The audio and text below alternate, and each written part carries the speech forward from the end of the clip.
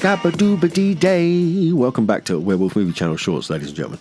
I've been rewatching the early series of Buffy and Angel lately, and it reminded me that it contains one of my favourite television werewolves. Maybe my favourite television werewolf. Hell, I don't know. This is not a long list.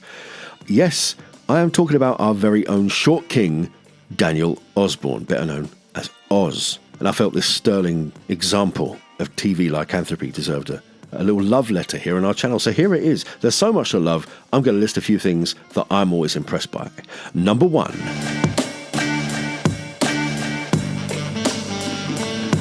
What's the exact opposite of a rampaging, bloodthirsty, out-of-control monster? If I had to quantify it, I'd say it's a super quiet, laconic, emotionally intelligent, but deeply reserved person. The opposite of rampaging, whatever that is. Someone who sees a lot, but who chooses their words very, very carefully and doesn't make great efforts to stand out. Since his character is a couple of years older than the main cast, Oz is already in college when the character is introduced, and he dates Willow for a few seasons, who is younger and still inexperienced with guys. There's a little power dynamic at play there, and Oz keeps it classy all the way. He waits for wholehearted consent, informed consent, doesn't push, and when at one point Willow flat out offers herself to him, Oz even has the emotional intelligence to see that she's only doing it to make Xander jealous, and tells her in the sweetest way possible that he would love to be intimate with her when she wants to for the right reasons. I point this out to say that this is not just the opposite of a sort of a Wolverine macho character. This is the kind of guy you want dating your daughter, right? He's not a pushover or a wimp, but this is a good-hearted, deeply moral and ethical person who understands right from wrong. So by making Oz the human being he was, the writers made his transformation all the more upsetting and dangerous to those around him, precisely because Oz is not some kind of caricature, macho, animalistic loner. Because he's in fact friendly and vulnerable and someone you can get close to and trust to have around, the stakes are much higher, because when Oz transforms, it's not Oz anymore. It's a wild animal that wants to kill you. And that is a complete 180-degree rotation from who he is the rest of the time. Number 2.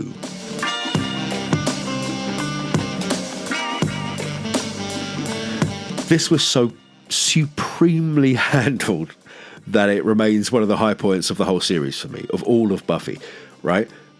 We begin the episode where we discover Oz is a werewolf by showing that he has a tiny bandage on his hand from his baby cousin Geordie bit him. When it becomes clear he's contracted lycanthropy, he simply calls his aunt and says, "Oh, hi, I was wondering, is Geordie a werewolf?" How long's that been going on? No, I was just wondering. Okay, love to Uncle Frank. And that's how they explain it. Isn't that great? That is a perfect way to subvert the genre expectations and use the show's comedy horror crossover setup to avoid a whole bunch of boring stuff we've seen before, basically, and cut straight to the point. Number 3. When the werewolf was first shown, the costume designer made it very clear that it could only be shot from certain angles and under certain lighting conditions, and he was, as you can probably tell from looking at the end result, completely ignored by whoever directed the episodes. So the costume with the full face mask looks very much like what it is at first. It's just not shot in a way that's favourable to that. You need low lighting, you need to shoot it occasionally in little quick bursts. But as the budget went up and Oz became a main cast member and they realised they were going to have to put the werewolf in full light in the middle of scenes, they shifted and they did away with the howling style full head prosthetic and went for like more of a Lon Chaney Wolfman look without a snout, where the stunt actor's facial expressions and eyes are still visible, and it's a big improvement. It avoids that dead eye effect that we've talked about so often in the Werewolf Movie Channel, which is the only real big problem with prosthetic heads. Together with the sound effects and some judicious cutting, the stunt performers playing Oz's werewolf form are able to move with much more flexibility, and they really leap about the place. This makes Oz a lot more of a credible threat and a real triumph of pre-CGI televisual werewolfishness. Number 4. So all of this would be nothing without Seth Green's superbly pitched performance. Green has shown many times over the years that he's capable of smashing out a comedy performance out of the park any day of the week with his eyes closed. Just look at Chris from Family Guy. He's been consistently funny. So the portrayal of this taciturn, understated character speaks to a lot more range than we might maybe normally see. I always enjoyed the way Seth Green invests Oz with a depth of soul, making him a three-dimensional character whose journey you actually care about. Oz loves. Oz is vulnerable. Oz, you see him scared. You see him cry. You see him heartbroken. And for me, the more human someone is, the more of a threat it is when they have to turn into something that takes that humanity away.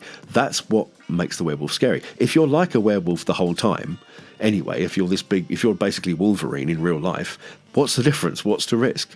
Whereas if you're a very human person with attachments, like Oz was, who wants to love and who wants to be with people, something that can rip that away from him and put those he loves in real danger, well, for me, that gets right to the heart of why the idea of the werewolf is scary in the first place. It's the humanity you lose. The first people that are threatened, the people most likely to die because of your affliction, are naturally, therefore, the ones you love. And that is, pardon my language, smegging scary.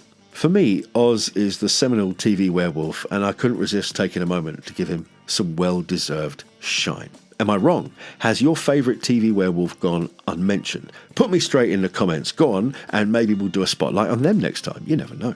This has been GB for the Werewolf Movie Channel. Like, comment, subscribe, do all the things that help a little YouTube channel like mine out. Thank you very much. I will sing and dance for you if you do. La la la. Does that help? I've got a Patreon as well. I'll do a ballet. La la la la, Patreon. La la la la la la. La la la la. Oh, oh, oh, oh. No? All right. Arrow.